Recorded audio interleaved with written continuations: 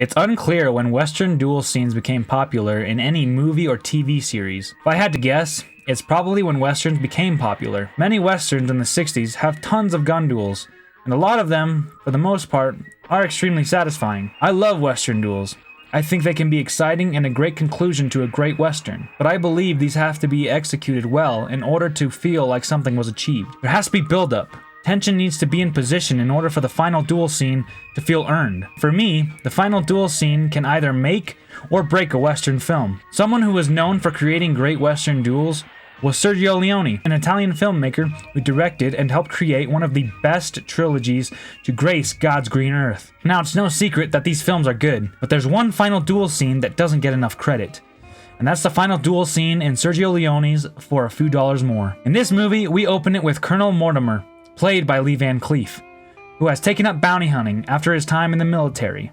I love this character.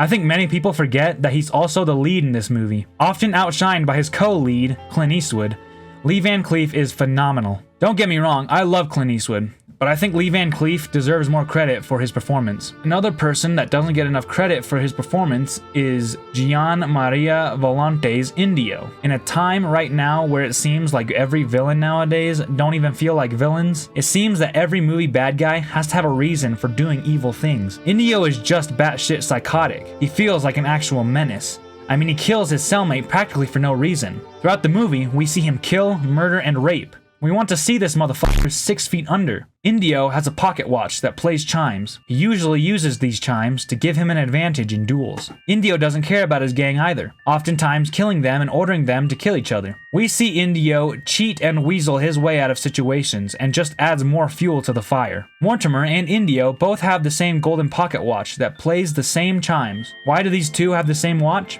It's revealed that Indio obtained the pocket watch from a woman he raped. What's the connection between the woman and Colonel Mortimer? As Indio takes refuge in a pantry, he hears Colonel Mortimer call out to him. Indio gets one of his men to run out and distract Mortimer. It works, and we see Indio shoot Mortimer's gun out of his hand. You think, oh no, Mortimer is screwed. Then, Indio plays the chimes and tells Mortimer to try and pick up his gun from off the ground and shoot him. The odds are against Mortimer. As you continue to watch, probably frustrated, you think Indio is going to weasel his way out of this again, and Monko is going to have to avenge Mortimer. As the chimes come to an end, and as we see Indio reach for his gun to shoot and kill Colonel Mortimer, the chimes reset, and we see Mortimer and Indio look at Monko, who has Mortimer's pocket watch, and has a rifle pointed at Indio. The cinematography and music in this scene is just so beautiful. I mentioned this in my last video on the scene that created a legend. Sergio Leone knows how to build up a great scene with suspense and anticipation. But in this one, though the suspense and anticipation are evident, he makes this scene in particular extremely satisfying. We've seen Indio lie, cheat, and steal from good, honorable people. We see him at the beginning murder a man's family, and from that moment on, we all want to see Indio's head on a pike. So this scene went from Mortimer having no chance of winning this duel